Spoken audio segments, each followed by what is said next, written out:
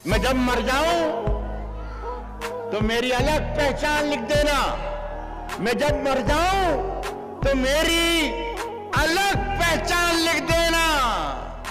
लहू से मेरी पेशानी पे हिंदुस्तान लिख देना।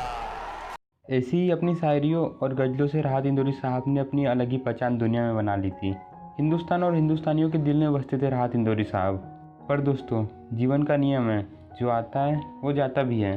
राहत इंदौरी कोरोना पॉजिटिव हुए थे और ये जानकारी उन्होंने ट्विटर पर खुद दी थी, लेकिन ये ट्वीट उनका आखिरी ट्वीट साबित हुआ। कोरोना और कार्डियक अरेस्ट के चलते 11 अगस्त को उनका निधन हो गया और फिर एक बार हमने इस देश के महान कलाकार को खो दिया।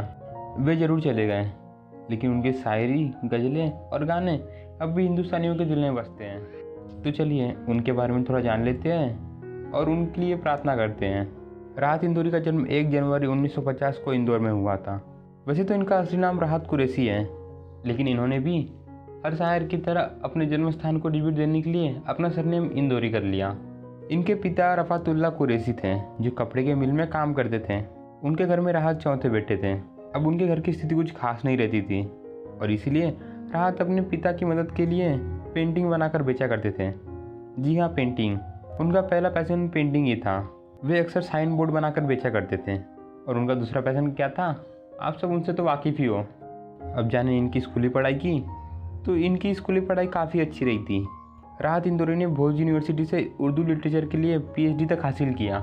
पढ़ाई के साथ उन्होंने अपने पैशन को काफ़ी अहमियत दी और उसी के चलते उन्होंने पूरी दुनिया में अपने शायरियों के चलते परफॉर्म किया। शायरियों और गज़लों के अलावा वे बेहतरीन गीत भी लिखते थे। बॉलीवुड के कई मूवी में उनके गाने काफ़ी प्रसिद्ध हैं। इन फिल्मों में मुन्ना भाई MBBS, घातक, मिशन कश्मीर, नाराज, खुदा जैसी कई फिल्में हैं। इन सब में उन्होंने काफ़ी ज़्यादा नाम कमाया और अपने जीवन को सफल बना लिया। राहत इंदौरी साहब को वैसे तो कुछ लोग जानते नहीं थे, लेकिन जब उनकी शायरी बुलाती है मगर जाने का नहीं ये आई, तो उनका खुमार हिंदुस्तान के हर शख्स के ऊपर चढ़ गया था। और इसी शायरी के बदौलत वे हिंदुस्तान में रातों रात छा गए थे।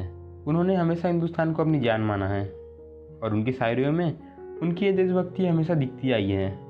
इसके अलावा उन्होंने अपने जीवन में काफ़ी कुछ हासिल कर लिया था और इन सब के बाद वे 2020 की सबसे बड़ी महामारी कोरोना के चपेट में आ गए और 11 अगस्त 2020 को उनकी मृत्यु हो गई। सच में एक बार फिर हिंदुस्तान ने बेहतरीन कलाकार खो दिया। मैं प्रार्थना करता हूँ राहत इंदौरी साहब की आत्मा को भगवान शांति दे।